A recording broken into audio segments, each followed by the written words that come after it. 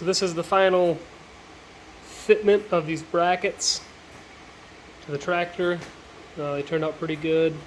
I have them drilled through this crossbar right around here. I had some extra bolts laying around. I always have extra bolts laying around. I like them. They're shiny.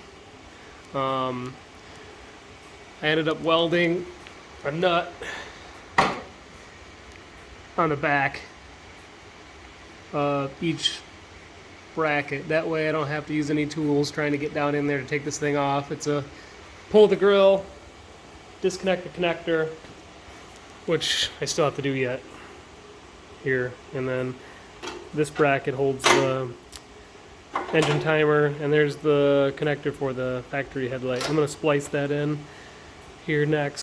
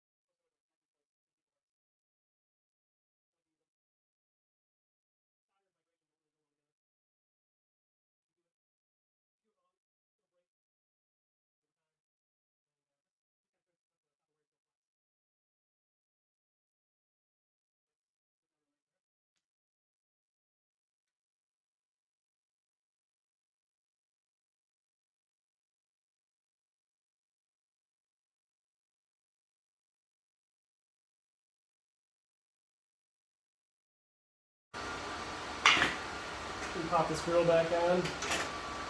See, it's close, but it does clear. So this thing does go just about straight in, like that, and it snapped. I'm kind of also fighting the fact that I got this bigger battery in the front.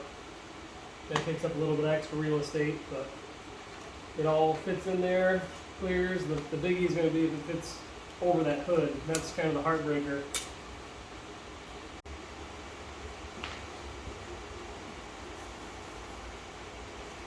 Alright, it's in. I adjusted it straight to eyeball. It clears the grill. It's wired in. Then turn it on and see how bright this thing is. Wow. Yeah, that's very bright. You'd never get that kind of brightness out of just a few bulbs, a few replacement bulbs. It's kind of hard to pick up how bright it really is on camera, I'm sure, but there's also going to have to go through the lens. But there's going to be so much light coming out in front of this thing. I can't wait to try it out at night.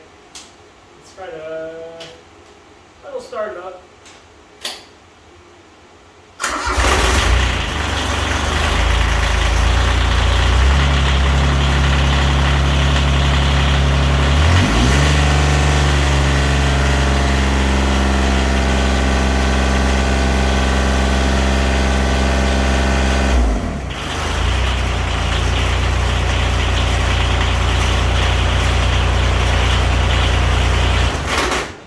Yeah, I'm happy with that. Now I can't wait to finish the rest of it. Now coming back over to the hood, I ended up taping this lens back in place where she goes and eyeballing it on the tractor. And I took out my main concern, which is the width. That light is 14 and a quarter, something with the bolts on it. You know, it's really close to the available space that it can occupy here. So width was my main concern. As this bumps out in the front, when this hood comes back down to close on top over that light, I just don't want it to bind up. And so I took out as much as I felt comfortable. Still left plenty of the register all around the outside. And now that all that extra headlight housing is gone, there's nothing here to block the light bar from shining through or interfering with how this hood closes. So there's also a lot less weight. So these ends where it had broke already before here and over here on these edges, this is like fiberglass work that's bonded together. This whole seam down in here is all glued.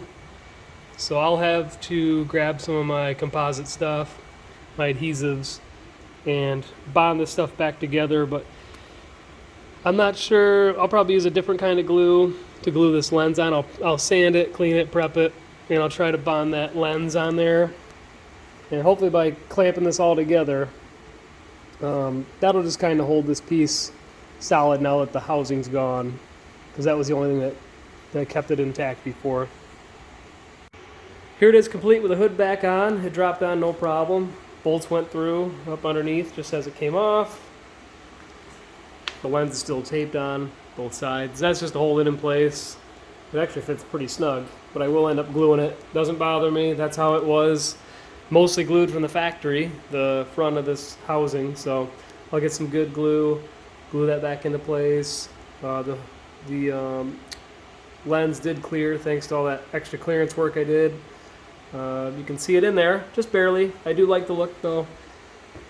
You can still see the lens. Looks factory from the outside, but with it powered up, it's nice and bright. Shines through that lens no problem. And the beam pattern spreads out towards the ground about 8 or 10 feet in front of the tractor. And it's hard to tell in here, it's pretty well lit, but I'll get a better idea at nighttime when I run it. Well, the light's in, the hood's on. It closes over the light just fine. But it wouldn't be a good modification if you didn't lose some functionality. As you can see, my attempt to open this thing back up, I realized that it hits the light itself. I did notice there were a couple of witness marks there earlier on when I was making the brackets, and I had to take a look at the hood and find out why they were there. And that's when I realized it's because when this hood is lifted all the way forward, those rods in the front use them as a resting point. It stops this thing. And they can't get to that point now because the light hits first. So this has been just kind of a trial and error, step by step. Not a lot of planning, just cut and go. And so far everything's gone pretty smooth. This is my first real hiccup. I'm not super mad at it. I'm still glad that I got the light in there. It's mounted nicely and the hood closes. It looks factory from the outside, but I really wish this thing would open all the way like it's supposed to. At this point, I can still get to everything under the hood. I could just easily make a prop rod, mount it to maybe one of these bolts over here on the side. It wouldn't need to be anything substantial. I could just tie it out of the way, and it'd still give me plenty of room to get in here, check the oil, which is really all this thing needs, in the coolant. But a lot of times too, you're going to be doing the maintenance, like the fuel filter on the side, or getting to maybe like the electrical system on this side, and that comes off real easy with these side covers. So I could stop here and just go about it that way, but I really want to do a little more and see if I can get this thing to open all the way, which when it is open all the way, you can get to everything in here. Mostly the battery. The battery is going to be the tricky one. I don't want to have to, remove the hood entirely just to change the battery. That's my biggest thing right now. So modifying the forward rods, don't really want to get into that yet because I don't know how bending them is going to affect the geometry of the way it opens and closes. And if it doesn't work out, I'm going to have to try to go put them back. And I just don't want to, I try not to mess with any more than I have to. So I went through a lot of different scenarios in my head. And of course, if knowing what I know now, if I would have went with a narrower light, maybe something I'd have to measure, but let's say you take a good inch or so off that thing on either end. Let's say we went with like or even an 8-inch light bar. That's probably overall wide enough to still put out tons of light, and with those style brackets bolted to it, still enough room to bolt it in about the same spot, but enough that those rods would clear, and then I wouldn't be in this situation.